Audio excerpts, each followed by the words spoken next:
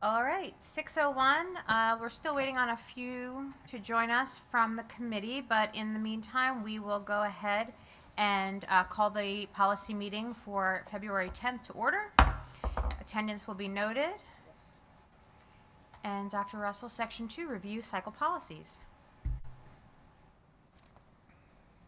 Thank you, Ms. White. And Mr. Moran and I have really tag teamed and looked at these different policies. So I'll turn it over to him, and then, we may collaborate on some responses. The revisions aren't significant. There aren't a lot of them, but we want to call them out.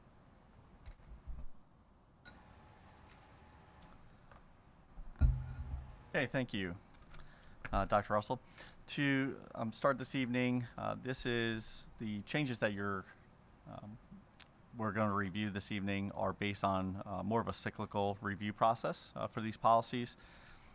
So policy 301 is the policy when creating a position in the school district. You'll notice in this policy, the recommended changes are to bring additional criteria forward for when a board may exercise the authority to create a new position. You see the reasons that are primarily for considerations. And then also when a position is to be created, you'll see that there's also recommendation for areas that we would include. So the 4 areas are there: job description clearly outlining the duties for which the position was created, a title that conforms with the appropriate certificate or certification if required based on the position, and then also where the position might be placed in the org chart for the district, and then any other supporting data or rationale relevant to the recommendation as to why we would create a position. On page 2, you'll see just providing a little bit additional clarity that the superintendent is responsible for recommending a new or additional position. The board has the authority then to approve those positions. And then lastly, the superintendent or designee would be responsible for maintaining a comprehensive, coordinated, and up-to-date job description for all positions in the district. That is currently done by the Department of Human Resources. We ensure that we have job descriptions that are updated on a rotating basis. Any questions for consideration on policy 301? I'd like to see how it ties in more to 302. So if we could, before I comment on 301. Absolutely. So next policy is 302, employment of superintendent and assistant superintendent. Again, this policy review is based on a cyclical process. So again, looking at what the board's authority is when employing a superintendent and or assistant superintendent. So minor changes to this policy. You'll see under authority, if an assistant superintendent is desired, again, what the process would be for the school board to recommend and then ultimately approve an assistant superintendent. Did that change when it was given to us? Yes, it did. So originally, it was stated that way, and then my concern about some of the language, shall, tends to mean will. Yeah, I apologize. I didn't know it was updated from when I took my internal notes for the meeting. So I'm going to have to reread 302 because I was not in favor of the original 302 that was presented to the board. So were you not in favor based upon the pink that's been stricken?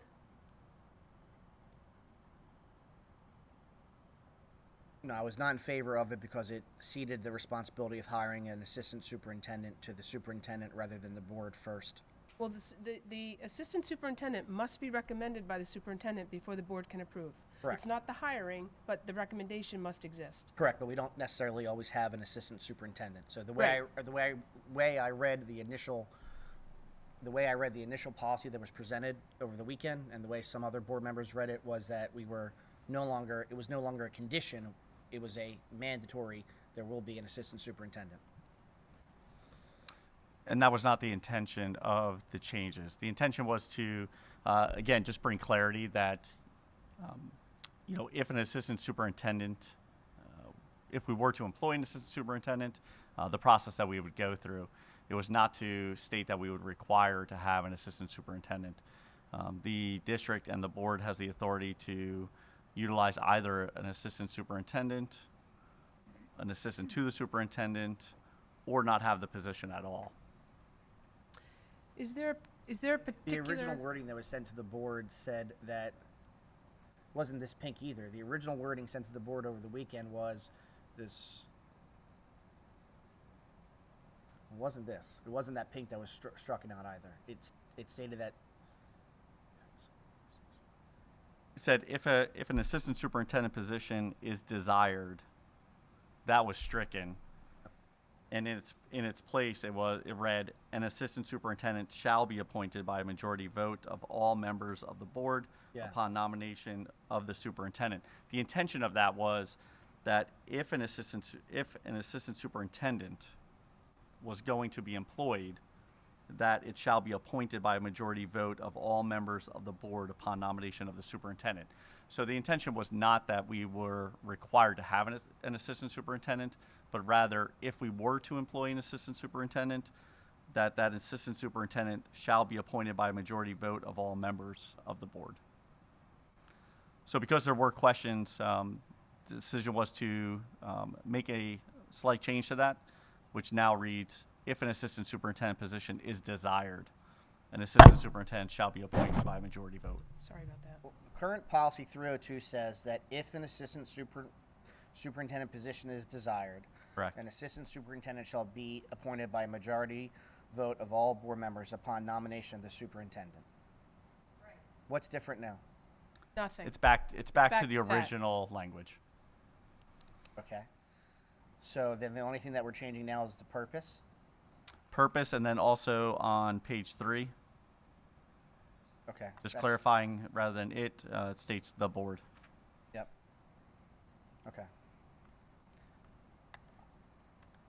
It's, okay. It's helpful if we know that their policies are changing from what we're given to be prepared for. I have to go back to 301 now.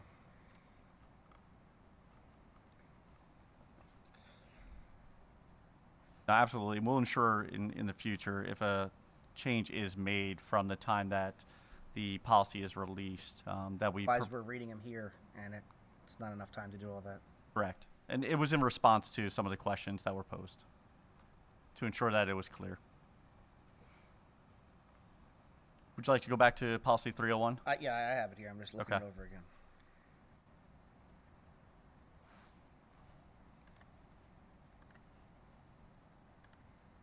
There were no additional changes to policy 301 from the original release of the revisions to 301 for the policy committee.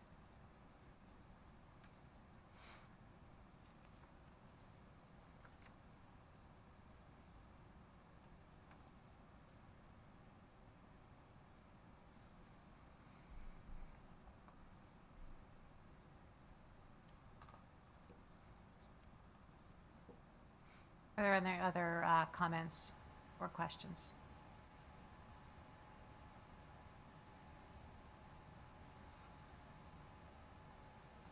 Are you okay to move on, Mr. Saylor? Um, is this coming from PSBA or is this coming from internally? Policy 301. Yeah. The changes are coming from an internal review with comparison to 3 districts in the surrounding area.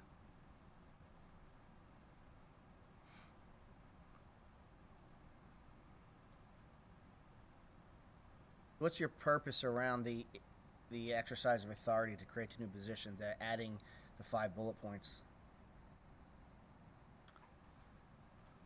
The original policy did not provide criteria as to why a position may be recommended to be added to the district. So the intention was to provide some reasons as to why we may bring a position forward to the board. So is this what board members or future board members will now receive, bullet point reasonings for each of those line items? For instance, can the board expect now that these line items have been added in policy that they're going to get this almost like a business case for each new position based upon these 5 bullet points? So it is common when we recommend the creation of a position that we provide a justification for that. So this policy, the purpose of adding the criteria here is to articulate the information that is typical that we provide to the board. So to answer your question, yes, we would provide a justification as to why we're recommending to the board an additional position. Correct. But my concern about getting so definitive in policy is this is actually our policy to you. So now, we're saying, the board is now saying, these are these 5 definitive items we want you, our expectations now are you're going to provide to us for every new hire. Is that really going to happen? Or new positions. Every new position created? Is that going to happen? If that's the Because will. before it was vague. The Sure. superintendent would come in and say, I think we need X, here's my reasoning why. Now policy is specifically saying the board should be looking at these 5 items, which means these 5 items should be presented to us as a business case to review to make sure it matches policy.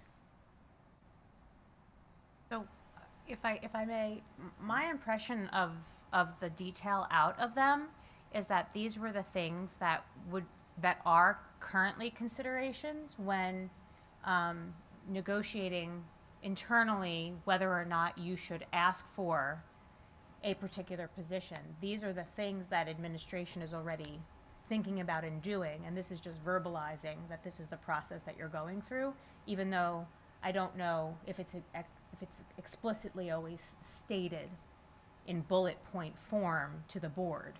If you ask for a BCBA, you're taking these things into account, for example, but you're not saying, and we have this member, you're not literally saying that. Right, so, and I appreciate the feedback. I'm wondering if the statement should say something about when proposing to the board to create a new position, the administration will consider such things as. Right. Something like that, because I appreciate that it's not, I can see how it would be interpreted as something very formal, and you need to check each of these boxes with an explanation to the board. So we can paraphrase that a little bit to maintain the spirit. We need to have a case when we present a position to the board, and we can articulate that a little bit differently. And what's the reasoning for striking out the board reserves for itself the final determination as to the number and kind of positions deemed necessary for the effective management of the district? Under delegation of responsibility. It's redundant because it says it above it. Yeah. I think that's a redundancy strike. Above it, it's the same language happens higher up as an add. So they just they moved that language to a different section. Under authority, Yeah. second paragraph. Mhm. It falls more in line with authority rather than delegation of responsibility. Just a rework of the language. The delegation of responsibility should come to The superintendent. right superintendent or other individuals within the organization. Whereas the board is the authority grantor.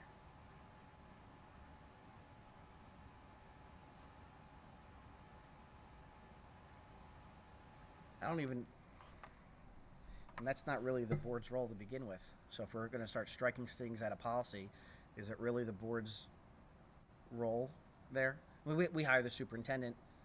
We have to agree that there's going to be an assistant superintendent, but is it the board's role to be the final determination of the number obviously we approve the budget, that's an obvious, but we're not sitting there and saying, yes, we're going to have 18 English teachers at East, 12 at West. That gets presented to us. We don't, So the way that I interpret that is that if the board, through the request, for example, we're about to have data, right? And there'll be requests for personnel. If we say that we're not going to move forward in that direction, that is within our authority to make that decision. So, we do that on a budgetary issue, right? but to me, Yeah. that's what this means. Okay. Effective management of the district. I mean, you're really deep in the weeds with the semantics of the language. I mean, that my impression of this These policies sentence. to me are really crucial to why why people want a school board. Like, these are key examples of. I agree. Yeah. So, but it's that they're overlapping reasons, right? So, you can say no matter what, we need X, Y, Z because this is what's best for our students, regardless of how much money it costs. That's what, in my opinion, a board should do. But there could be a school board that would say, for budgetary restrictions, we are not doing it, even though that's the best thing. And I think that's reality.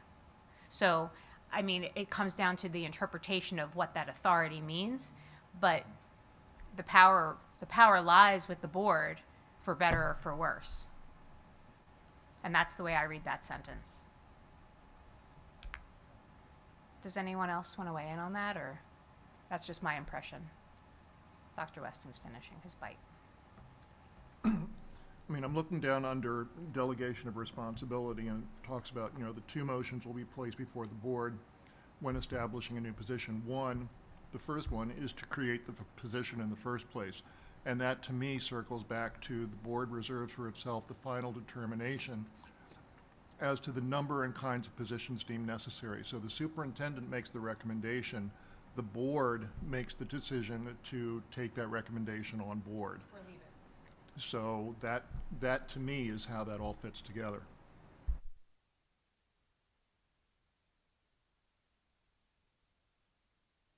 Yeah, I mean, ultimately, the board is making the final decision as to how many positions. We have a policy for removing a position.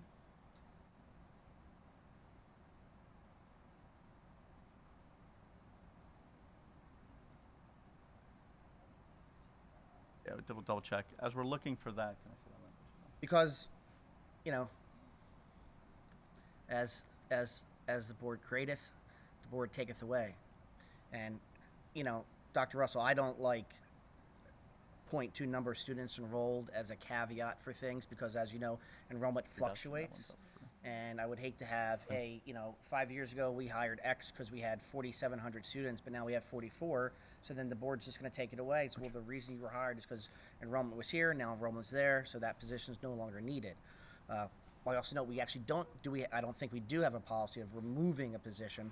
My concern about having a statement that says the board reserves for the final determination as the number of kind of positions deemed necessary also means we should be the one taking positions away then too, and we don't have a policy for that. I'm hesitant to give the board that much unilaterality into who gets hired in a school district because we don't have that same process to remove someone from a school district. I like the process of we hire superintendent takes care of everything, obviously with board approval because it's a budgetary matter and the boards gather a budget. I personally don't like the fact that it says that either in authority or delegation that we reserve the right to the determination for the number of kind of positions because that also means the opposite effect. So as we create the position, we should then now have the right to take that position away. And technically we do if you had a motion, but there's no policy that governs it. I mean, we technically could make a motion tonight to go from 10 teachers to 9 in some subject, but not that we would, but. So actually, there is a policy, 311, reduction of staff, that does speak to the exercise of reducing staff through either suspensions, furloughs, elimination of positions. But that says it's the superintendent's authority. The board shall give primary consideration to the staffing needs of the district. So maybe we can review this and Yeah. maybe compare them and cross-reference. So Because there that is says the delegation of the responsibilities of the superintendent, that they're responsible for the continuous review of efficiency and effectiveness of the school district and staffing. Doesn't really say that's the board's job to do it, because we wouldn't know. But the board must act on any recommendation that would Yeah. impact staffing, whether it be through suspensions, furloughs, attritions, eliminations, etc. And in order to do that, if we were going to go through that process, it would have to come to the board for approval. Yeah. So that policy is up for review I just in think March. since we're cleaning both these up, you'll recall, because you were a teacher at the time, that 2 superintendents prior to, may have been 3, the board decided that they were going to furlough teachers. And they didn't do it wasn't done in the nicest way, probably called lack of policy and lack of definition of how a board could assert itself in doing something like that against the will of the superintendent at that time, right? And so if we're going to tie up these policies, maybe it's best just to tie this one up as well, clean it up, clean the verbiage up, so everything's concise on what a board or future board has the right to do and not to do in a correct in a not nice manner. I think this is Yeah. up for, We have policy 311 is scheduled for review next month. Would you like to hold both to discuss in tandem next month then? If no one else minds, that way they're all connected together. I So would you can look appreciate at it that. like holistically. So just to finish the circle, is there language in here? I hear what you're saying about granting almost, to me, when I read it through as a way for administration to be transparent about what their reasoning is. But I understand that your impression then is that the board would then overexert its authority and leverage these items based on semantics. Yeah. Is that what I'm hearing you say? Yep. Okay. So do you recommend removing some of the language to eliminate that potential to harness or wield that power for badness? Lee? Yeah. Yes? Because it says the board shall give primary consideration to the following, and it gives it almost in a tier order. Yeah, right. And what if Dr. Russell wants to hire someone and maybe these 5 points aren't there? It's maybe something 6th or 7th in her mind. We're like, well, that's not even Yeah, something because we're you didn't meet the thinking of. criteria, we're not doing it. Yeah. So would you recommend then those considerations, maybe like you said, you can wordsmith a little Yeah. bit, to say these things shall be part of the consideration of the recommendation or something like that? right, Such as, Example. yeah. example. So I appreciate the feedback. How about if we bring 301 and 311 back next month as part of the review cycle? 311's up for it anyway, and then we will work in tandem, and we'll make sure they complement one another. Can do that. Are you okay with that, Dr. Weston? Mr. Keenan? Yes? No? Okay. That means yes. Okay, thank you very much. Okay, thank you. Thank you. Policy 304. This is also scheduled for review, and this is employment of personnel. In reviewing this policy, wanted to make sure that we brought clarity to the Title I requirements. Part of those, go ahead. I was just going to say, so, Mr. Saylor, since you mentioned this, I did add the Executive Director of Human Resources in addition to the principal. Okey-dokey. We'll make sure that the certifications necessary for the individuals working in Title I programs are in place.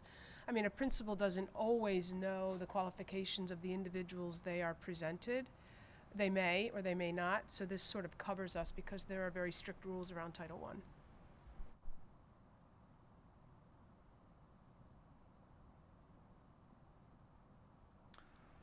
So that is the difference that you'll see on page 2, second to last paragraph, where you now have the addition of the Executive Director of Human Resources, as well on the following page under Title I Paraprofessionals. You'll see the addition of Executive Director of Human Resources there as well.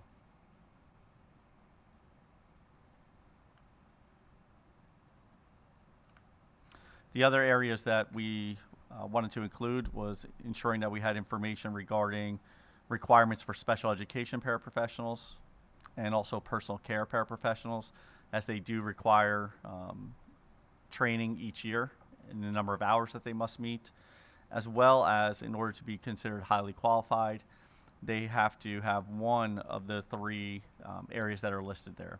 So at least 2 years of post-secondary study, an associate's or higher degree, or evidence of meeting a rigorous standard of quality, which typically is an assessment that is given by the state.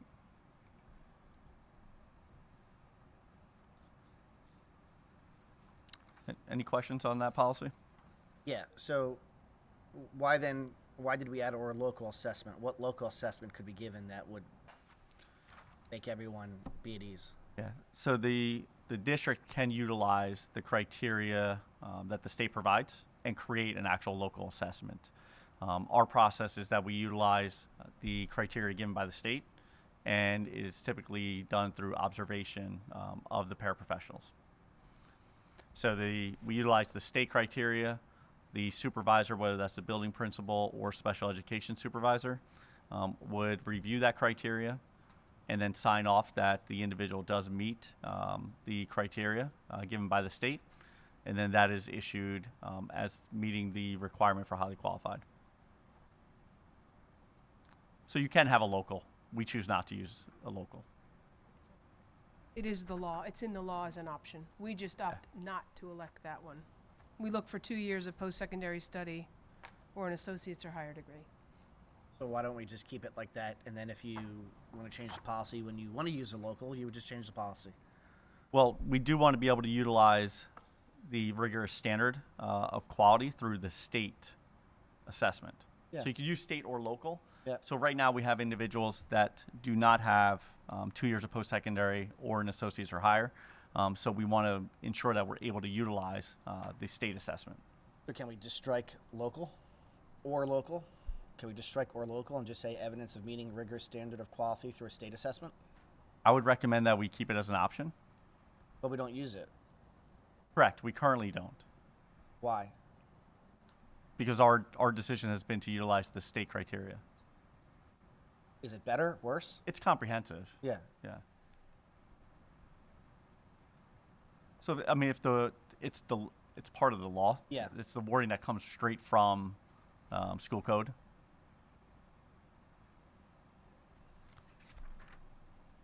So was this new wording, did this come from school code or PSBA, or did it come from us? Because it wasn't in the PNN. Or was it? Did I missed it? I might have missed it. Yeah. So we don't currently have the PSBA version of this policy. Yeah. However, that criteria is the criteria that the state releases for ensuring that your paraprofessionals are highly qualified. It's also in other local districts, their language. So we want to ensure that our procedures that we currently follow for special education paraprofessionals and personal care paraprofessionals are outlined in policy. That was not currently in there. Okay. And here's the code, the section from code when you click on the citation, Yeah. word Yeah. for word.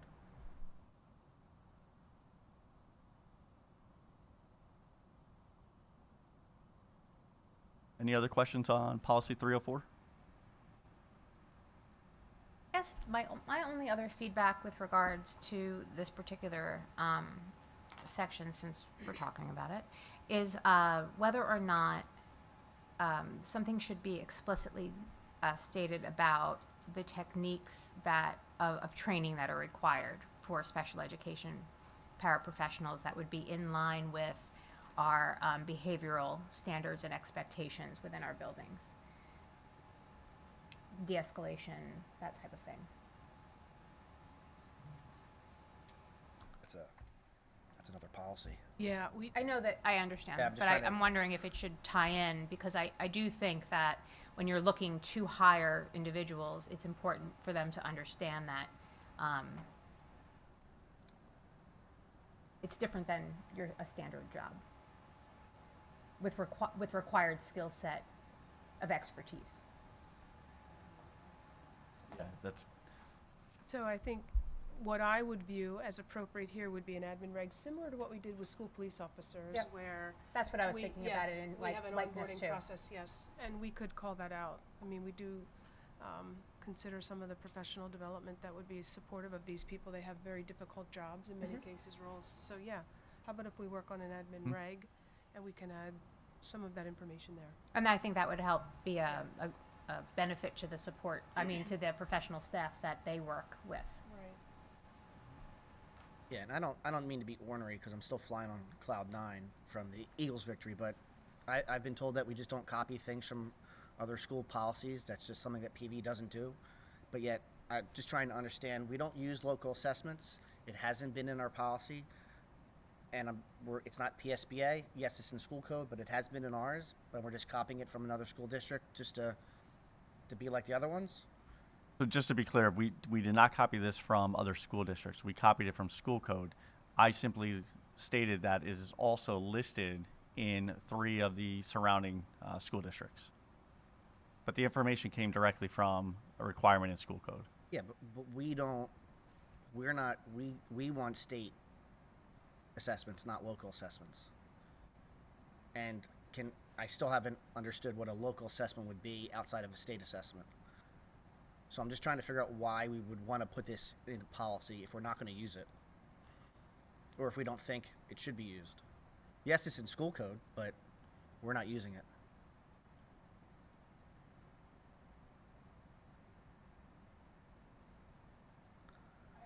I think it's just a comprehensive approach. I mean, a local assessment means the district actually creates an assessment, and I believe it has to be approved It would by have the to be state. approved. Excuse me. Do we have a local assessment created? No, we don't tend to implement a local assessment. We look for people with at least 2 years of post-secondary study or an associate's or higher degree. That's what we tend to do. Okay. That's not to say we would never develop a local assessment and administer it. I don't know that we've ever opted to do that. It's just the language of the law, so it Yep. was, transferred in. I understand, but, so, Ms. White, help me. We're going to put in policy on the employment of personnel that we're going to use a local assessment, which we don't actually have. So why are we putting it in policy?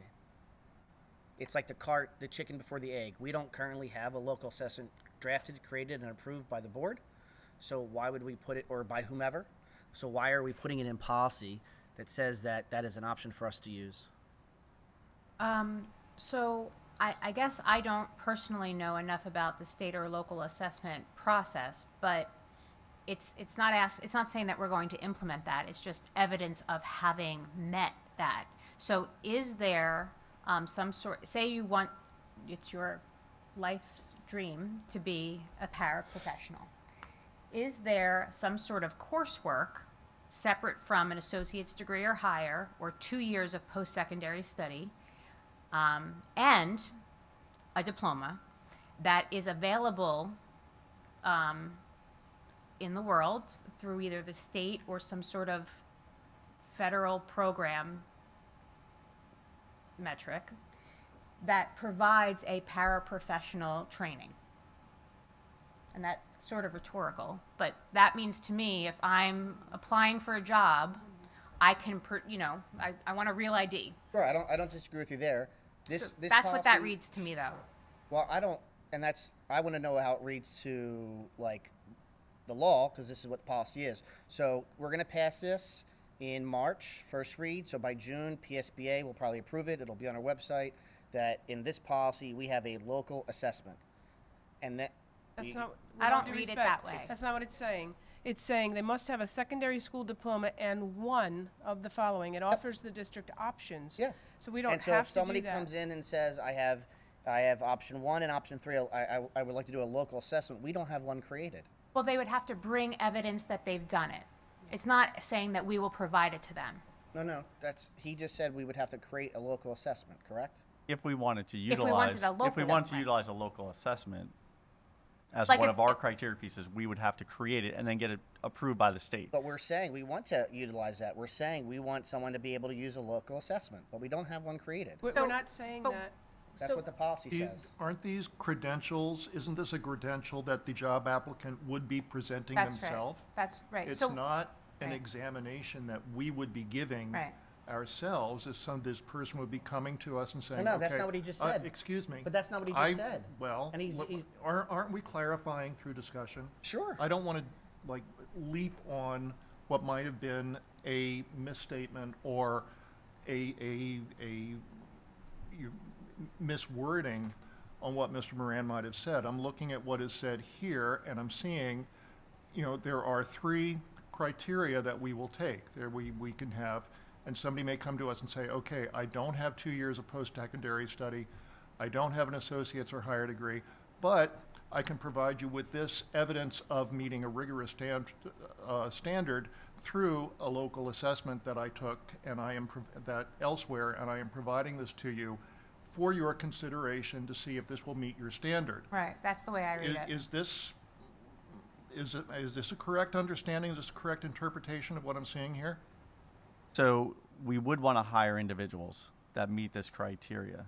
However, there are individuals, because this is not in policy right now, so there are individuals that have been hired who may have 2 years of post-secondary, or there might be individuals that don't have that, right? An associate's degree or post-secondary. In those cases, we would be utilizing the state's assessment. Or local. If we had a local and No, do we have a local assessment Do not. created? Wait a second, what do you consider local? PV? It's not me. I'm asking in your world, if you hear Go the ahead. word local. No, Mr. Moran, tell me what a local assessment is. it would be an assessment that we created locally. Thank you. Do we have one created so far? We do not. Okay, so why are we, this is what I'm saying. So MCIU would be, in my mind, the local assessment that we would use as a district. Is MCIU the local assessment we would use as a district? I don't know that. Or if Okay. they have one even. Yeah. I'm Yeah, I just don't know saying, that. hypothetically, if someone went to MCIU for a training, Well, I'm not doing a hypothetical. Our HR director said we would need to create a local Okay. assessment. I hear That's you. what he said. Yep. We don't have one created. So my hesitancy is putting in policy something that we don't have. I think when we create a local assessment, then we Then should put the language Then in. we put it in policy. Okay. But it also affords us the opportunity to create one and use it. if There's we're- nothing that non-affording you now to make a local assessment, give it to the board for approval, and then change the policy. And so if we don't have, I'm sorry, Dr. Russell, if we don't have one, Yeah. but someone's moving to our school district for employment who lived in Iowa, they have one. That person has evidence from Iowa saying, I have this evidence. Now they're coming with their local assessment that they've procured on their own, and they're presenting it as part of their resume. Would you Wouldn't accept that? So if I'll bring it a little bit closer to home. So if somebody was in Norristown and they Iowa. utilized, or Iowa, a local assessment, if that's the criteria that they met, I would have to review that local assessment to ensure that it met the criteria of the state, right? Or that it was an approved local assessment by the state, because that would tell me that, yes, Correct. this is an approved local assessment, we could take that. As a district, I would opt not to use our own local assessment at this point. It would be the state assessment. Yep. I hear you on not wanting to use a local assessment because we don't have one, and why the district only uses a state assessment. I'm just super duper curious of why we have language in there for a local assessment that we don't have. Understood, but I would definitely say that the response about if they come to our district with evidence that they have passed a local assessment in another district, I would want to look at that to determine whether or not they meet the criteria. Mhm.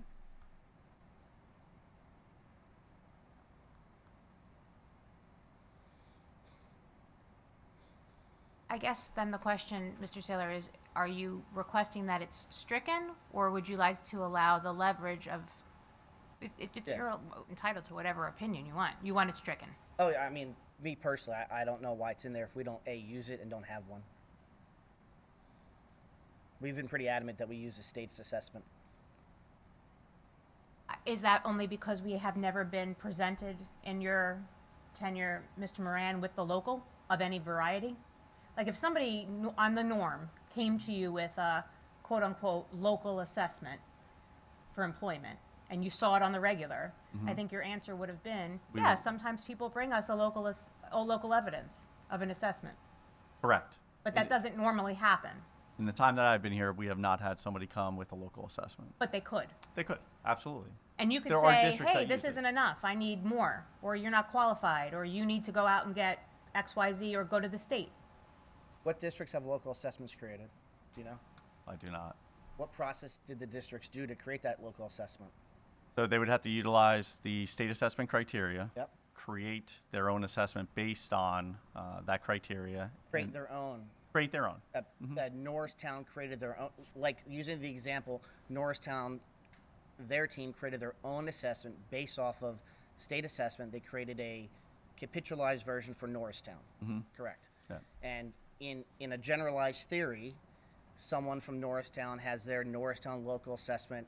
They would you give it to us, and because we have our own PV, assuming we would have our own PV assessment, and we would see if there's any synergy there, right? Are they connected together? That we would decide to make that higher.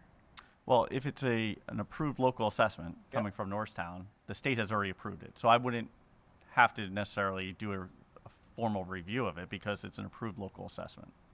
But that would be a hyper, I'm sorry. I apologize, because when she brought you this example, you said you would have to review it first. I would have to review it if I would want to review it, right? You want to look at what their local assessment is. However, if it's an approved local assessment by the state, that's telling me that it's meeting the criteria that the state has. I given. have an easy way to get out of this nightmare. Can we put or approved local assessment? Would everyone be okay with that? Sure. Yes. But again, you're talking about a hyper local assessment. Whereas I think in general, my impression of local assessment especially for this particular position would be through the IUs. Yeah, So that's I'm just the really CCIU, finicky, that's but Bucks not County true. Intermediate. Dr. Russell shaking her head no. It's not true. No, I just. Not that I'm aware of. No. So local assessment, the civics exam in 8th grade is a local assessment we administer to our students. We made that exam up. It meets the criteria that are requested of us by the state. A local assessment means the LEA creates it, or an LEA creates it. So when Mr. Moran, I'm going to just offer this as an explanation, when he says we need to review the local assessment somebody might bring with them when being hired, that means we're just reviewing it to make sure it's an approved, as you mentioned, Mr. Saylor, local assessment. It's met the criteria. Yeah, That's what he means. yeah, and I get very finicky with words and policy because, you know, you spend 9 hours over a weekend reading the policy. You get finicky when you look things up. I just had one, approved local assessment. Isn't it true that states will approve local assessments that are less stringent than their assessment, than a generalized state assessment? Meaning, for an example, not using Norristown, but school district XYZ has an approved local assessment that the state has approved, but it's less stringent than their generalized state assessment. I don't know that. As it would be their prerogative, is that what you're saying? I don't know. Yeah, I can't answer that. I don't have evidence of that. I would have to investigate that more or be informed of examples. I'm not aware of that either. And I don't know when that would be the case. Well, if it wasn't necessarily the case, then they would just all be the same assessment. But for this, vernacular, I'm okay with adding the word approved before local. Does anyone have an objection to that? Mr. Keenan? Okay. I had too much coffee over the weekend. I apologize. Still on the weekend's coffee? Well, that's when I was reading all the policies Wild. right before the game. All right. Very good. All right. Okay, policy 305. This policy is on the employment of substitute staff. You'll see that there are several changes to this policy. We want to ensure that our procedures and the language in the policy match. So you'll notice that we took out the term short-term and put temporary, just because we didn't want to have confusing language as to what short-term, because we have long-term substitute positions, we want to remove short-term so that there wasn't any confusion. We also want to clarify that we do have different types of substitute positions in both classifications, meaning professional and support staff. So you'll see, rather than just stating substitute, we wanted to clarify that we have daily substitute positions for both professional and support. We have extended daily substitutes. That's typically when we have the need for an individual to be put in place anywhere over 5 days up to just under a semester. And then we have long-term substitutes, which are by policy 90 days or greater. We want to have the ability to advertise and post positions for support staff utilizing these terms. Typically, we have not done that. It's always been a substitute, even regardless of whether or not we need a substitute paraprofessional for 1 day versus 20 days or even a semester long. We want to have the ability to better explain that to the public and list it as whether it's a daily substitute, an extended daily substitute as a paraprofessional, or a long-term substitute as a paraprofessional. So that's why the additional language.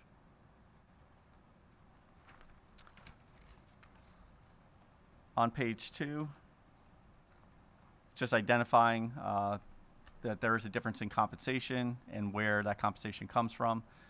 For our professional substitutes, our day-to-day substitutes, we utilize a service for those individuals, but all are based on a per diem basis. And those rates are set by the board through our contract renewal process with our agency. Any questions on this policy? No? Okay. I like the color green on it. Reminds me of the Eagles. Yeah. Sorry.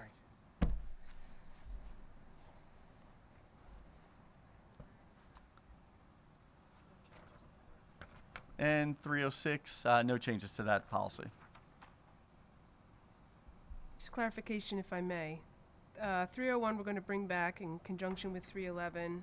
Are we comfortable recommending 302 for first reading?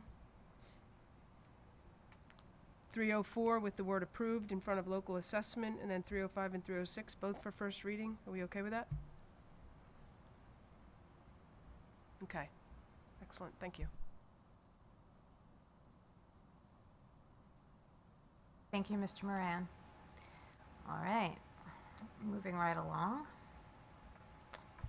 We are section 301, PSBA, PNNs. There are none for review in February. Brings us to section 4, local policies for review. Mr. Moran, unless Dr. Russell wants to kick it off.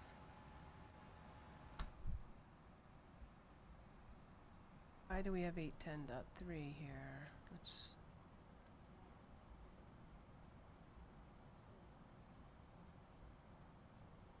Yeah, so for, Additional, I'm Yeah. sorry, the Yep. solicitor did recommend an additional revision under prohibited conduct. I'm sorry, yes. any questions on that policy?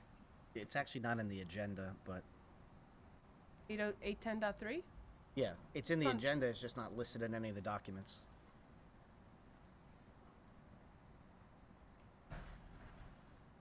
You are correct. It's in the drafts, but it was not listed as an attachment.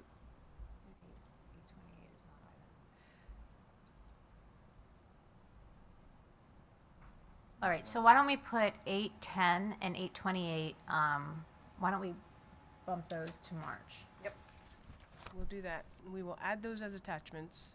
Thank you.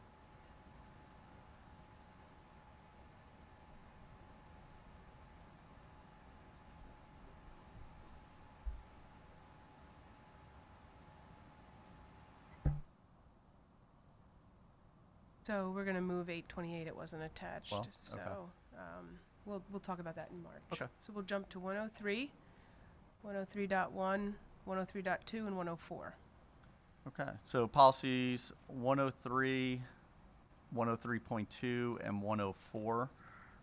These are policies predating 2024, so we're going back to the original policies with minor revisions in policy 103. When we made the adjustment to the 2020, from the 2020 regulations to 2024, we did recommend a change to removing the emergency removal of students, and that was based on our solicitor's recommendation. So in going back to policy 220, to the year 2020, we want to again remove that language, which is on page 3. When having an emergency removal, as described in attachment 3, striking that language from the policy. All other language would remain as presented. Any questions on policy 103?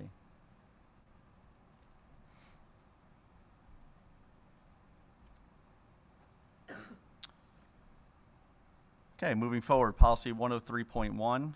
This policy governs, again, qualified students with disabilities. The only, again, going back to the 2020 regulations, the only change is on page 7, where we are providing criteria as to when an individual can appeal, go through the appeal procedures. Again, this is based on recommendation of our solicitor. And you can see the criteria that's listed under 1, 2, and 3. The previous language left it open-ended as to not providing any reasons for individuals to go through an appeal procedure. They could simply just say, I want to appeal the process.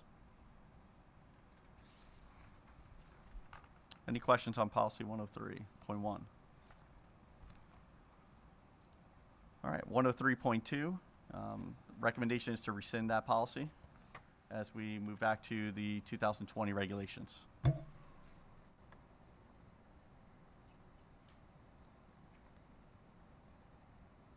And then finally, policy 104. Going back to the 2020 regulations, no additional changes are being recommended at this time. Any questions on those policies? Okay, thank you.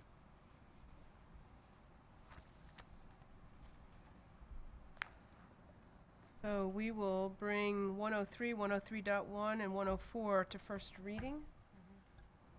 Okay, thank you.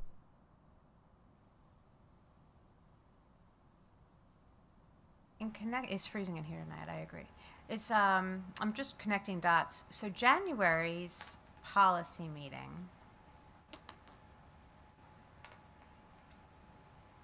is where 810 and 828 were attached, as I was thinking through while Mr. Moran was talking.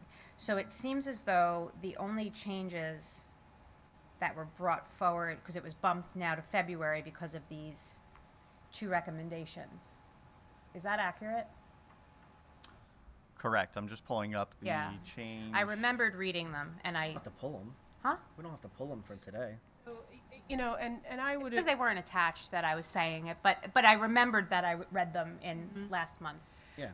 So let me jump to 828 while Mr. Sure. Moran is looking at 810.3. 828 is a question about, this is a fraud policy that was introduced in response to a monitoring process, and the question was really around an investigation. And in the event the superintendent's involved, should we bring in an outside agency? Should we include something in the policy that would indicate that? And under investigation, the third statement states, if the superintendent is involved in the complaint, the board president is authorized to initiate investigation of the complaint and coordinate the investigative efforts with individuals and agencies he deems appropriate. So it seemed to administration that would cover the concerns that emerged out of the last conversation.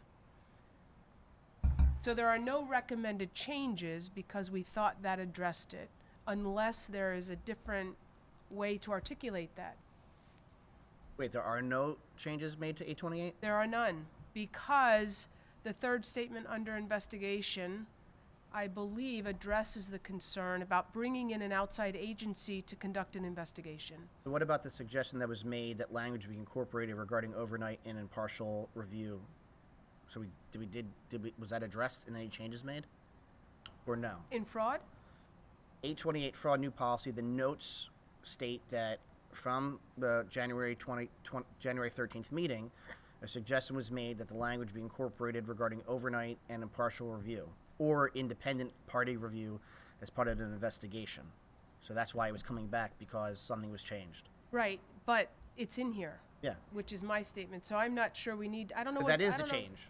I don't know about the overnight. Well, that's what, if you go to the meeting notes, that's what the notes talk about.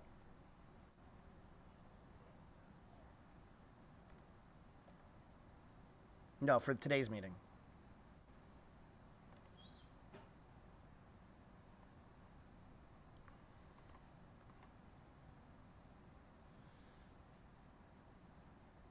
I'm sorry.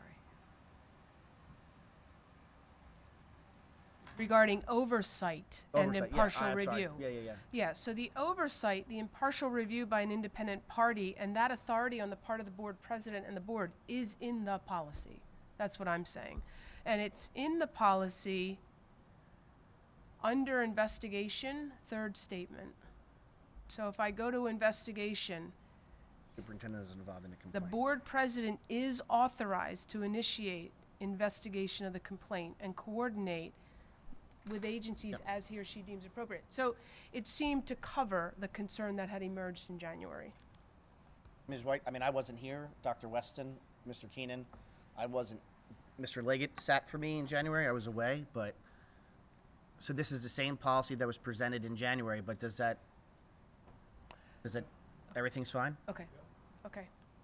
So then I appreciate you bringing that up and that us being able to bring closure and bring this to first reading unless there's some other concern. So we'll bring that to first reading then next month, 8/28. And then 810.3, can you pull up the under draft policies? Yes.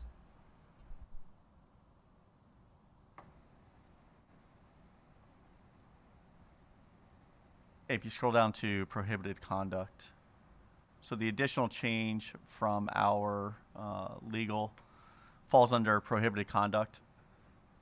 You'll see in bold, it's the addition of consistent with applicable state laws. Covered drivers shall not use or be under the influence or possess medical marijuana products while driving a school vehicle or school equipment. So it was adding the language under consistent with applicable state law.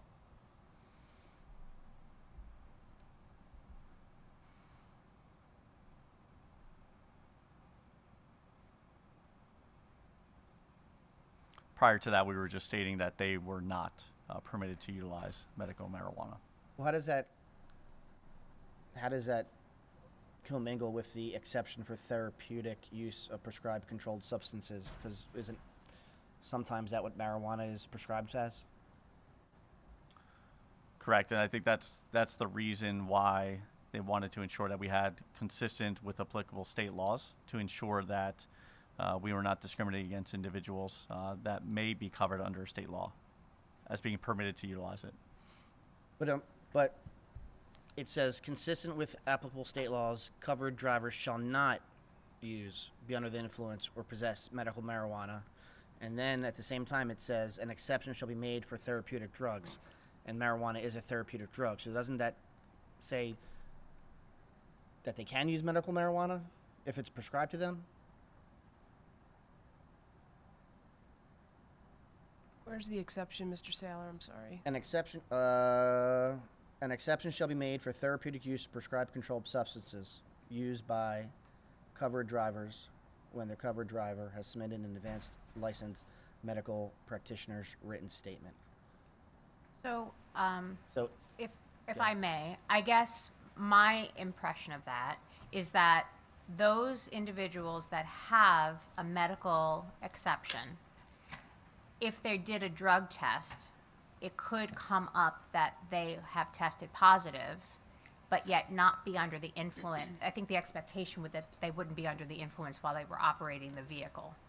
So I think both things could be true in use of medical.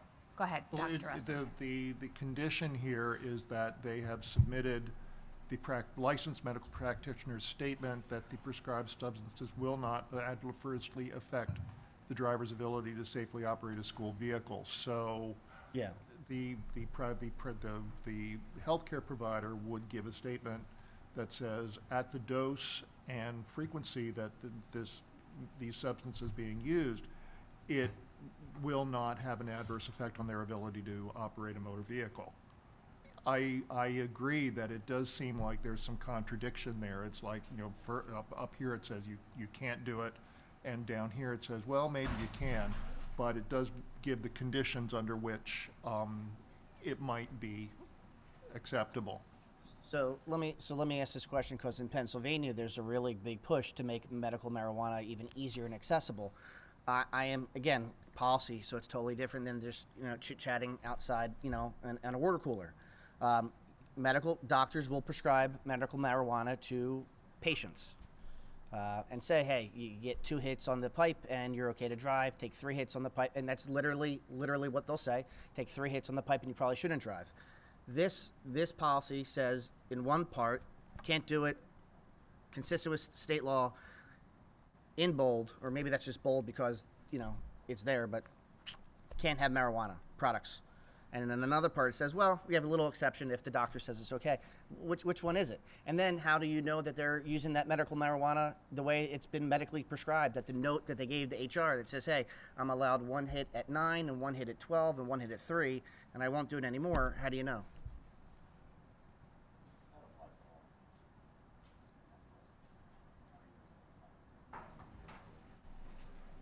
Correct, but this goes out of its way where they added marijuana and then they said they can smoke the marijuana. I'm just or which one is the policy saying legally? Because again, it's policy, and we're passing it, or being asked to pass it. Mr. Saylor, I agree. I agree with your question and the logic that both you and Dr. Weston have shared around the contradiction. How about if we review this again and we'll bring it back in March? Yeah, I mean, because this is the people that are agree. driving the bus. I agree. Or And the van. vehicles, yeah, Because absolutely. it also talks about, consequences, and so, the district shall,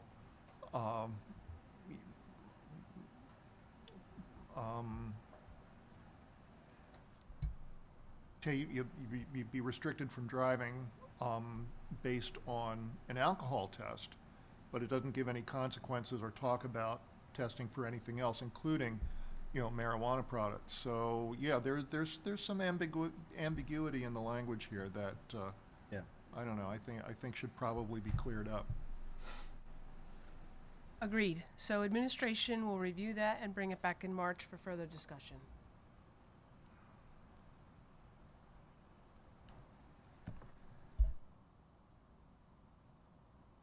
Thank you. Okay, so March for that.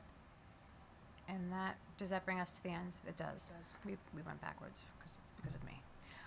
Okay, so that brings us to section 5, closing items. Policy committee meeting notes will be posted after the meeting. The meeting for next month falls on March 10th. 5.03, notice of video disclaimer. 5.04 is adjournment. We will take 2 minutes to reset, and then we will commence with our business meeting. Thank you.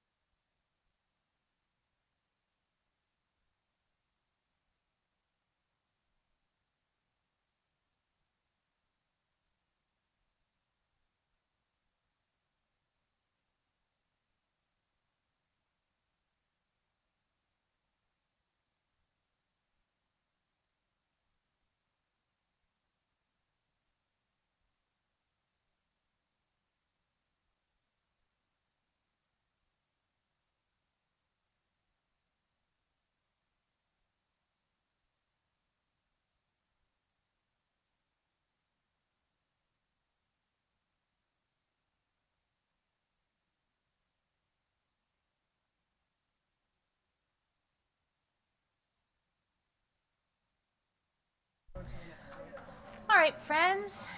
And with that, a little longer than 2 minutes, but I bring this business meeting to order. Ms. Widener, roll call, please. Dr. Campley? Here. Mr. Fountain? Here. Mr. Keenan? Here. Mr. Liggett? Here. Mr. McKinney? Here. Dr. Sadler? Here. Mr. Saylor? Here. Dr. Weston? Here. Ms. White? Here. 1.03, Pledge of Allegiance. 1.04, Moment of Silent Reflection. I pledge allegiance to the flag of the United States of America and to the republic for which it stands, one nation, under God, indivisible, with liberty and justice for all.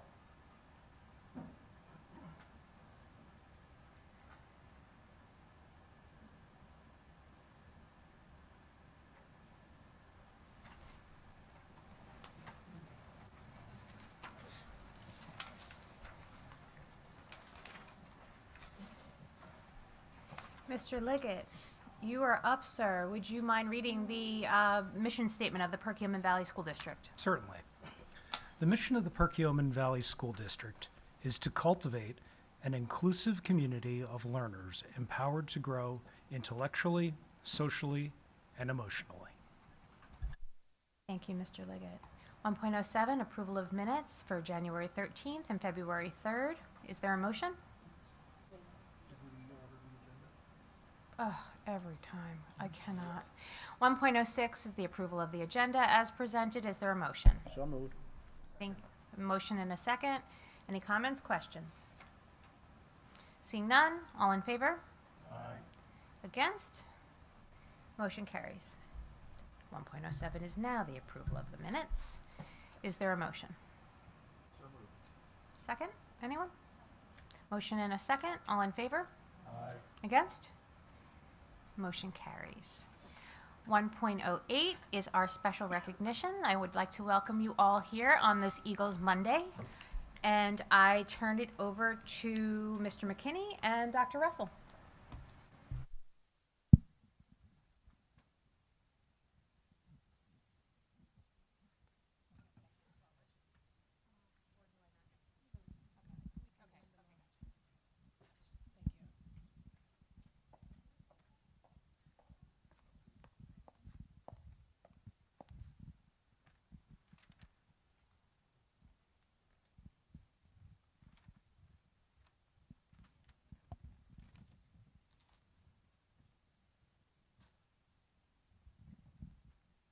Well, good evening, everyone.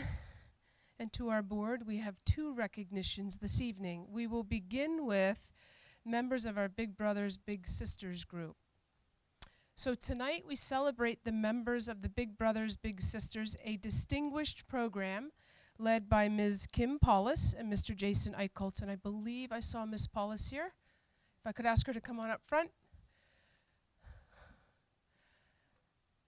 And we'll share a little bit more. Mr. Eichholz is her partner and assists with organizing the Big Brothers and Big Sisters. This program offers sophomores, juniors, and seniors the opportunity to make meaningful impact by mentoring young Vikings in grades 1 through 5. Our dedicated bigs, as they're called, meet with their littles each month, and they provide guidance, they provide support, and friendship. This year, we are proud to have 68 high school students serving as mentors, fostering personal growth and a strong sense of community for all involved. We commend them for their dedication and the positive impact they've made. And if you have a chance, if you're ever around and you see these students interacting, the bigs with the littles, it's terrific. It really is wonderful to see, and the kids love it, the elementary students. They go into all 4 elementary schools, the bigs, and they interact with groups of students, grades 1 through 5, and really make their day each month. So, we'll go through the names. I'm going to give that to you. And we'd like each individual that's here this evening to come up front. We have a certificate and a cookie. That's the best part. Dara Asherman, Gabby Barrett Garvin, Maria Benjamin, Kira Bernsteel, Juliana Brecht, Amelia Brown, Caroline Buckley, Reed Buxton, Caleb Caraballo, Rita Chen, Lola Coulter, Khadija Dawood, sorry if I said that incorrectly, Allegra Evans, Kira Feeney, Julia Foley, Amaya Fowler, Camille Gallo, Kendall Gilman, Leah Hall, I did see Leah, Madeline Halpin, Catherine Harrington, Annabelle Howarth, Madison Kaditz, Kyle Kiersey, Brianna King, Ashley Kitzler, Mallory Klug, Brooke Krantz, Sophia Lanza, Lydia Lemma, Abby Lieb, Chelsea Lingo, Julia Manning, Marisa McGinley, Lauren Mikeswell, Ashley Minder, Rachel Morteski, Riley Morgan, Gavin Moser, Will Motley, Maya and Emma Mueller,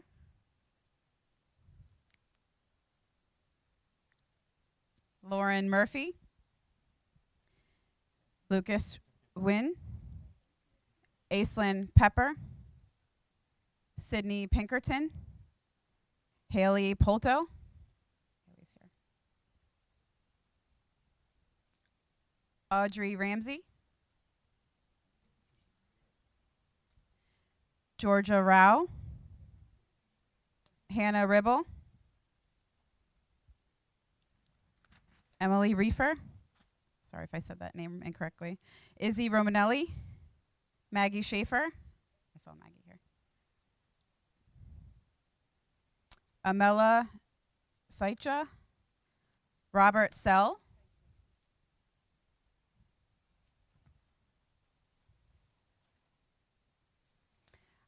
Olivia and Sophie Sellers, Dylan Taylor, Grayson Tobin, Aubrey Tomko, Logan Valerio,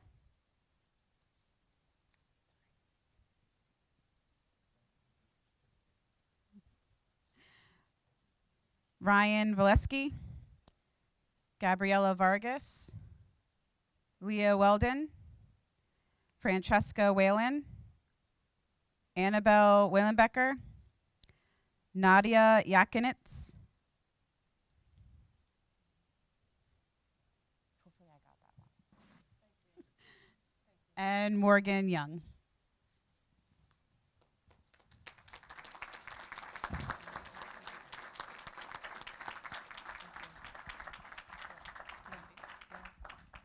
And thank you, Ms. Paulus, for your leadership of this group. Ladies and gentlemen, if we can ask you to stay, we have one more recognition to give, but then we'd like to get a picture of all of you bigs that are here this evening, and we'll do that out front in just a few minutes with Ms. Paulus. So thank you, and congratulations again. Thank you for the work that you do. I know that it really benefits our elementary students, so thank you. So the second recognition that we have this evening is for the incredible volunteers on the MLK Day of Service this year. And unfortunately this year we had an inclement weather day and we had to cancel that typical Martin Luther King Jr. Day where many of our students and families come out and they conduct community service, they volunteer in different agencies within our community, they do lots of work here in our buildings as they support individuals in need outside in our communities and communities nearby. So their hard work and dedication make it possible to organize meaningful activities that honor Dr. King's legacy and bring our community together. We have representatives of the committee that plans these activities here this evening. From coordinating donation stations that support those in need to organizing hands-on community service opportunities, to providing take-home activities that inspire service, they've created opportunities for everyone to get involved and make a difference. We thank you for your time, energy, and commitment to this important work. Your efforts truly reflect the spirit of service and community that Dr. King championed, and we are deeply grateful. So I'll go down the list of names of the individuals that are a part of this committee, and again, extend sincere thanks and appreciation for what you do. This makes PV proud. Amy Brecht, Aislinn Wright Riggins, Amy Ramsey, Beth Schumacher, Bryn Conway, Christopher Bernholt, Charlotte Holman, you can stay right here if you want. Christine Hamilton,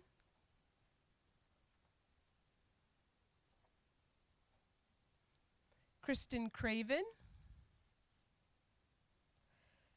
Jessica Lester, Janine Smith, Kate Kelly, Kate Marino, Kia Champagne Lee, Kelly Durante, Ken Lyons, Kristen Lamoureux, Karen Ubowski, Ryan Creedon, Sean Burke, Seamus Clune, Tom Comp,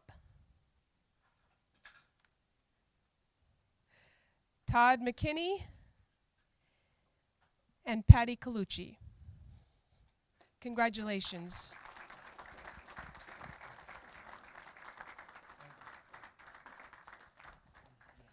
Thank you, Dr. Colucci. All right. So it's all right, Ms. White, we'll organize individuals out in the lobby. Please do. We'll take a 5-minute recess. Thank you so much. We'll Thank do you. the bigs first.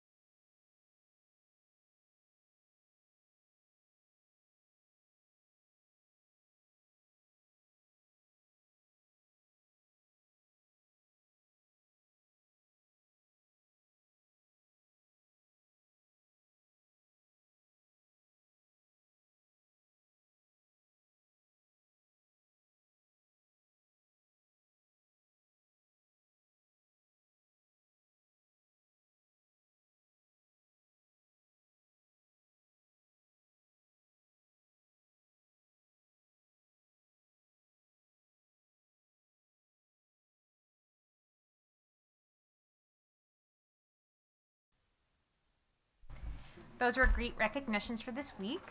And so with that, we move on to section 1.09, comments on any topic.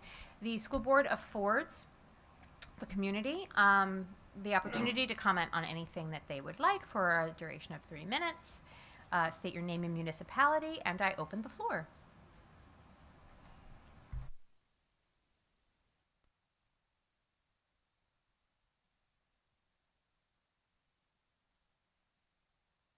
Got to record the Go Birds again. Go Birds. Alicia Rosa, Skippack Township. So the first 3 weeks of the Trump administration is really something, don't you think? As a first order of business, Trump is activating his MAGA Project 2025 and destroying institutions. There's open hostility to the dedicated American civil servants who work every day to make things better. Destroying things is easy, but building them actually takes thought, hard work, skills, and patience. I see the same destructive behavior on a local level too. Mr. Saylor and Mr. Keenan demonstrate that MAGA mindset and have shown hostility towards our Perkiomen Valley school and local public servants on a regular basis since their Flip for PV campaign in 2021. For those of you who were not aware, Mr. Saylor and Mr. Keenan's campaign literally said, quote, 4 white men can flip this board on their official campaign site. What were they thinking? This destructive attitude was shown at last week's board meeting when Mr. Keenan stated very clearly that the reason that he ran for school board was that he, quote, wants to fire administration. Not to make our kids' lives better or to improve our community, but to fire administration. He has also previously said that he wants to get rid of all experts. Mr. Saylor has shown open hostility to our PV administration, teachers, librarians, teachers union, and other board members. By the way, never more hostile than towards the women. If you regularly watch these board meetings, you know exactly what I'm talking about. As a matter of fact, just last week during the board meeting, Mr. Saylor was very combative with Dr. Russell and interrogated her as if it were a congressional hearing. He was acting very aggressively, but the irony of it was he actually agreed with Dr. Russell and the administration's position. It was so bizarre. That's how you act when you're agreeing with people. Instead of constantly fighting and belittling our teachers and librarians and administration, we should be thanking them for their service and supporting them to do an even better job, working as a team and as a community. But with Mr. Saylor and Mr. Keenan, that's not always possible. You cannot work together as a highly effective team if there's not trust and respect, 2 behaviors that I've rarely seen from either of them in the 3 years on the board. Having honest conversations and listening to others' opinions and letting that debate create even better solutions is not possible when one party does not act in good faith. And sometimes there's an ulterior motive that is in someone else's best interest and not in the schools, the communities, or our children's. So dear community, please get involved. We have important issues at hand, including the middle school restructuring, and Ms. White expressed last week that the board really hopes that there's more input from the community. Come to board meetings, write letters, show up, help and support them to think through tough issues and help for the best outcomes of our kids. Thank you. Excuse me. Thank you very much. Is there anyone else?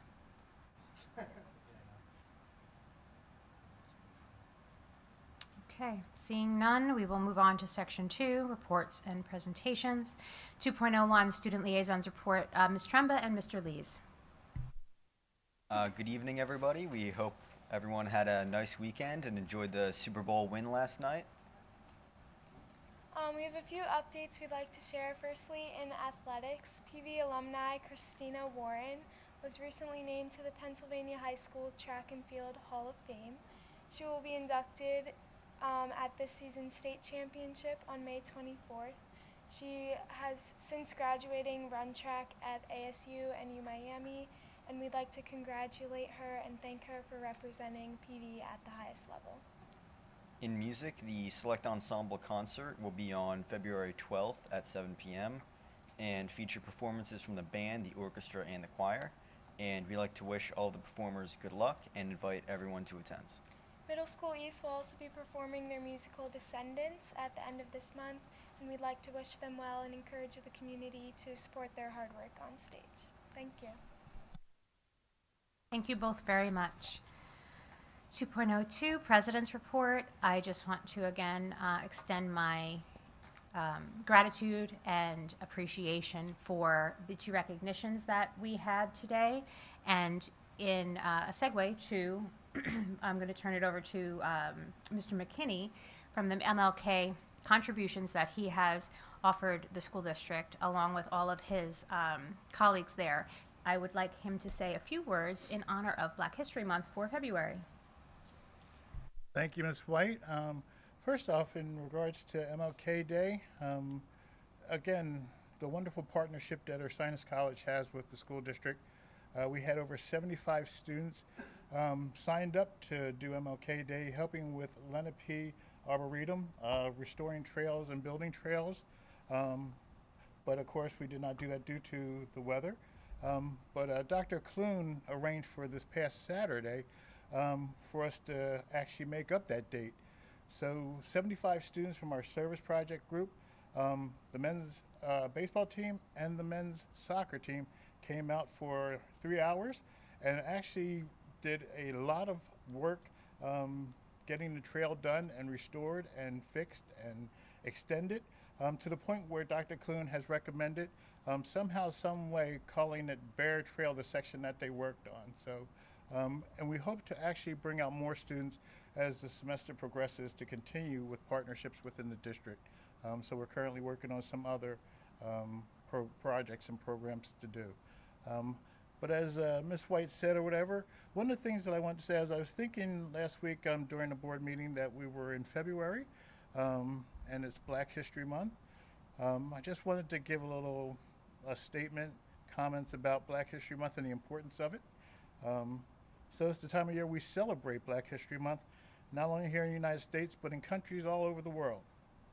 Negro History Week was started in 1926 by author, historian, and journalist Carter G. Woodson, originally named Negro History Week, which was observed during the second week of February due to the birthdays of Abraham Lincoln and Frederick Douglass, whom he considered the great emancipators of enslaved people during their time. Over the next 5 decades, Negro History Week had become a major week of observation in communities throughout America, especially during the civil rights movement of the 1960s. In 1976, President Gerald Ford officially recognized Black History Month, urging all Americans to, and I quote, seize the opportunity to honor the too often neglected accomplishments of Black Americans in every area of endeavors throughout our history. And I capitalize our history.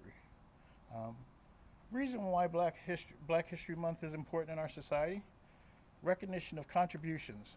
The overlooked contributions to science, literature, art, business, music, politics, law, technology, sports, to name a few, of Black individuals was and is paramount in the building of our nation. It allows for opportunities to acknowledge and celebrate the Black experience and the impact on betterment of society. Education and awareness, to serve as a reminder of the struggles and challenges Black Americans have faced throughout our nation's history, including, but not limited to, slavery, segregation, Jim Crow, and systemic racism in housing, healthcare, employment, education, and the criminal justice system, to name a few things. Challenging dominant narratives. Black History Month helps to counter the erasure and misrepresentation of Black history in mainstream narratives. It provides a platform to share diverse stories, experiences, and perspectives that have been marginalized or ignored, especially in our educational system. Inspiration and empowerment. Black History Month allows for and enables the pursuit of dreams, along with pride and the potential for greatness within the Black community, especially among our children. The promotion of inclusivity and equality, emphasizing the importance of diversity, inclusion, and racial equality. Black History Month calls us to act in addressing the ongoing disparities and work towards a more just and equitable society for all. While we celebrate February as a designated time of focused reflection, we must remember to recognize the contributions of Black folks who not only have made Black history in the past, but who continue to make American history all year long. So, Ms. White, I thank you for the opportunity to express those thoughts. Mr. McKinney, as always, thank you for your voice, and I appreciate that and the time that we were able to accomplish your statement with the President's Report section. Moving on to 2.03, Superintendent's Report, Dr. Russell. The only thing I'll add is congratulations to the Philadelphia Eagles on their impressive win yesterday. I don't know if it's, I mean, I see a lot of garb around the table, a lot of investment and commitment to this team, and they should not only be proud themselves of the accomplishment, but they've made the city proud, the surrounding communities proud, and there was a lot of excitement in the air. I understand the parade is Friday, the celebratory parade. That's good for us because we don't have school. So if you are headed down to the parade, students, staff, community members, please be safe. But congratulations to our Eagles. Thank you, Dr. Russell. So instead of red this Valentine's, we're going to go with green. With green. Okay. Yes. Very good. Okay. Solicitor's Report, Mr. Subers. No report. Not even a Go Birds, or? Go Birds. Okay. Thank you. Board and District Committees, that brings us along. We have Education Committee of the Whole this week on February 13th. That's Thursday. As long as we'll keep the weather on our radar. And then Wellness Committee is also on Thursday at 3:45 at the district office or here in the library lab? In the library lab. Wonderful. And that brings us to the rest of the meetings for February. Oh, Safety and Operations on February 20th. Thank you very much. All right, does anyone have anything else to add to Board and District Committee reports section? Okay, moving on to the consent agenda. Is there a motion to approve the consent agenda as presented? Is there a second? Second. A motion and a second. Are there any comments or questions? All in favor? Aye. Against? Motion carries. Section 4, Education, Mr. McKinney. Thank you, Ms. White. 401 is the educational updates, which we heard. 402, 403 are on consent, and 404 is the enrollment report for February. That is my section.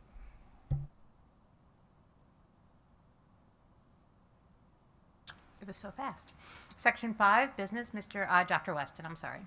Thank you. Item 5.01, Finance Committee of the Whole. Mr. Weaver, we had your report last week. Do you have anything to add? I have nothing to add at this time. Thank you. Very good. Items 5.02 and 5.03 are on consent. Item 5.04, approval of Middle School East and West Auditorium upgrades.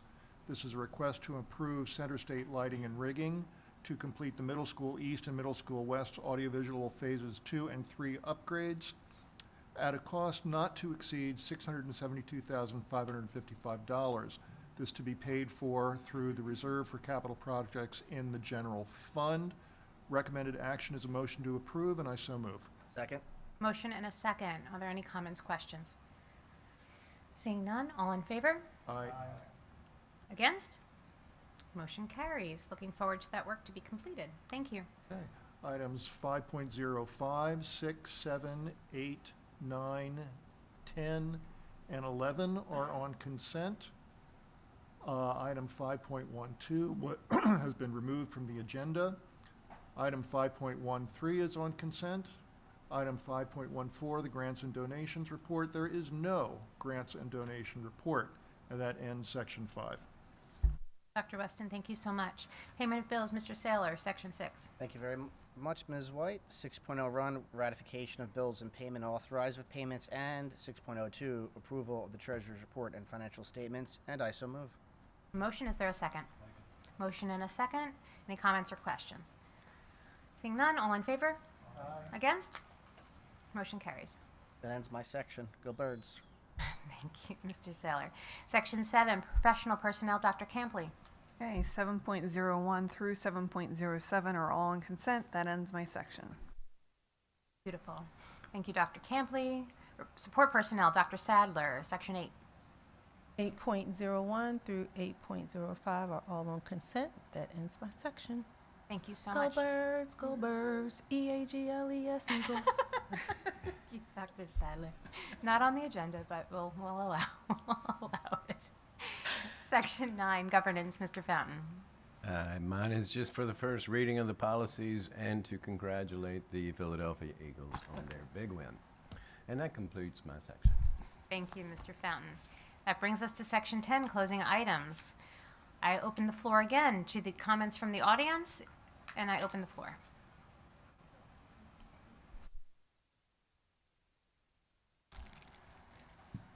Hello again, Alicia Rosas from Skip-Pack Township. I just wanted to talk a little bit about DEI. DEI as an acronym, why is it called DEI? Well, it's actually, as we all know, diversity, equity, and inclusion.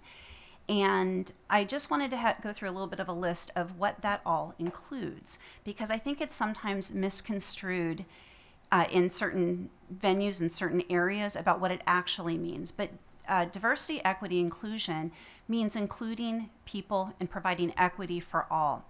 And that would include things like ramps and sidewalk, curb cuts, subtitles and captions on TV and phone, family restrooms, changing tables in men's restrooms so they can take care of their children, breastfeeding, pumping stations and accommodations, floating paid holidays, pay equity and transparency, parental leave, coming back to a job after birthing a child, not having to accept workplace harassment, work accommodation for a variety of disabilities, flexible work arrangements, size inclusive chairs and beds in medical facilities, belt extenders on planes. And so that's just a list. There's more things that it includes, but I think sometimes I hear diversity, equity, and inclusion as some kind of a boogeyman, and it actually means these things that have real impact on people's lives and on our kids, that we should be including them, we should be teaching them about diversity, equity, and inclusion and its importance, because it's not about hiring people who are unqualified or about quotas or anything like that. It's actually about helping people in a real way. And those are just some of those examples. So just wanted to share that, because I know diversity, equity, and inclusion is important as part of our school and what we teach our kids as well. Thank you. Thank you very much. Is there anyone else? Okay, seeing none. 10.02, comments from board members. I open the table. Mr. Saylor? Thank you very much. For nearly 4 years as a board member, I've repeatedly expressed my concern about maintaining politically neutral school environments. While we can't control what happens outside of our school buildings, we have a responsibility to ensure what happens within them, the sole focus to be on education, and unfortunately that has not always been the case. I have long felt that conservative students and their families have faced unfair and unbalanced environment, not necessarily through intentional actions, but due to a system that allows certain perspectives to be openly embraced, while others are second-guessed or suppressed. Consider the following examples. Conservative students were denied the ability to carry a thin blue line flag at a football game, while other students were permitted to display different flags at the same game. Staff members were asked to remove certain decals or flags from their cars and parking lots, while teachers were allowed to display personal symbols and messages inside their own classrooms. Is a classroom with a sign of safe indicative that other classrooms are unsafe? Student-led programs are not given equal opportunities to express their own perspectives.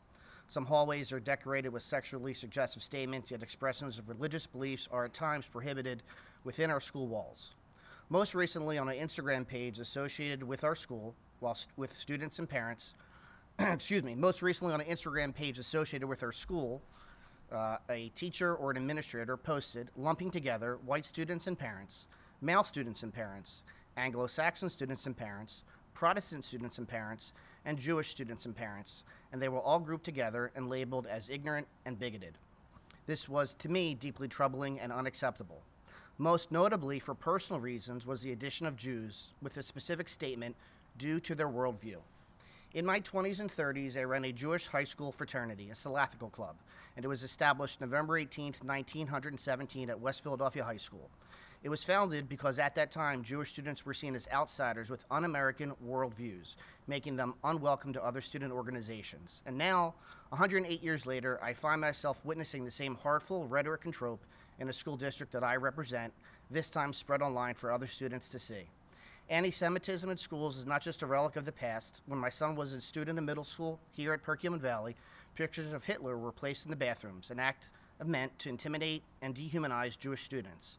And now we have educators suggesting that Jewish students and parents have fundamentally different worldviews simply because of how they pray and what their faith might be. This is not just offensive, it perpetuates the dangerous ideas that Jews do not belong among us and that our values are somehow in conflict with our broader community. So how do we solve these issues? That's a million-dollar question that I frankly do not know how to do. It's a question that remains unanswered. But what I do know is that the school, from school walkouts to daily interactions, conservative students and parents have not been treated with the same level of fairness and respect as others. The disparity is something I've witnessed firsthand for 4 years and continues to weigh heavily on me. I truly believe that our schools are places of only learning, not political battlegrounds. Every student, regardless of their background, belief, or non-belief, should be felt heard, they should be felt valued, and they should be treated equally, regardless of their race or gender. This includes ensuring that anti-Semitism and any forms of bias are not a part of these walls. These issues must be addressed, not ignored or excused, with an apology. And I will continue to fight for an environment where all students are treated fairly, where no one should be felt marginalized because of their faith, and where education, not political ideology, remains our core mission in our classrooms. Thank you, Mr. Saylor. Thank you. Is there anyone else that has anything to add? Okay. So with that, 10.03, notice of video disclaimer. 10.04, adjournment. We did not have an executive session this month. Thank you.